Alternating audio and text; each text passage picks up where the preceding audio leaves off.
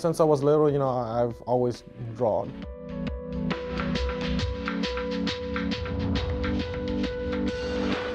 My family moved to Walnut Grove in 2005. That's where I started high school. Living in Walnut Grove was great. They had great people, great community, great culture, and that allowed me to be, the person who I am today.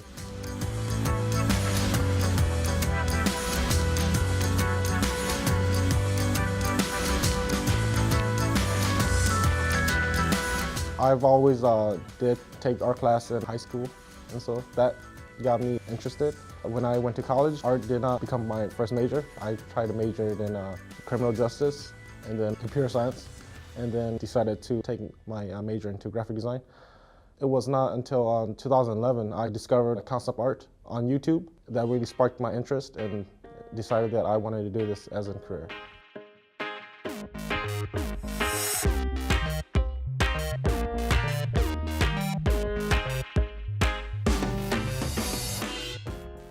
Concept art is usually used in the entertainment design industry because movies, it costs a lot of money, right? And it costs big budgets. So basically, they don't want to spend a lot of money just go right into like filming.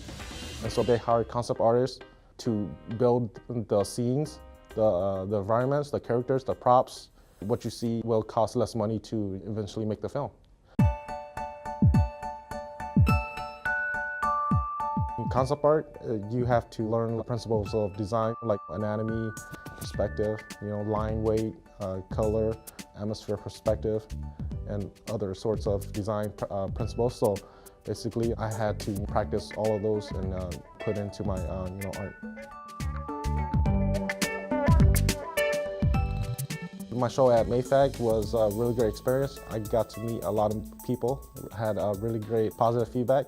It was a good experience. That was my first solo exhibition, so it was a plus as well. I showcased my sci-fi and fantasy art. It was great to show the community something new.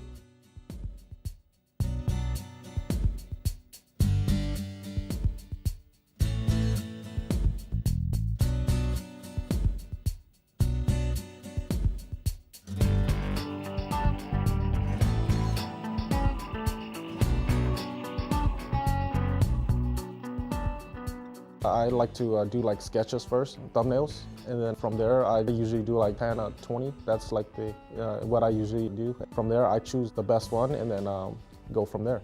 After I get the reference, we'll start to go into Photoshop and then finish from there.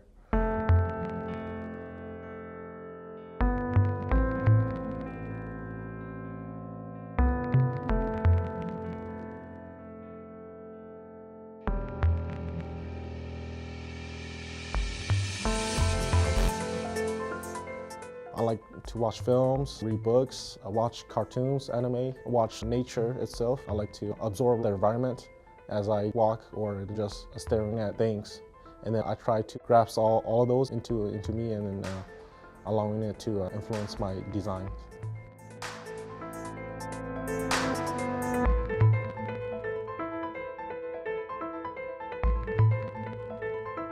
Digital painting is a medium that I think is the future. Digital painting is a new way for painters to finish an artwork faster, to work in a production pipeline.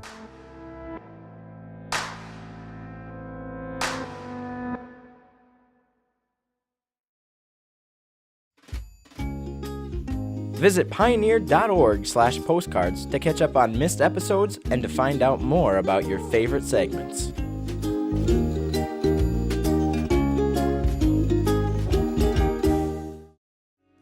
This program on Pioneer Public Television is funded by the Minnesota Arts and Cultural Heritage Fund with money from the vote of the people of Minnesota on November 4th, 2008.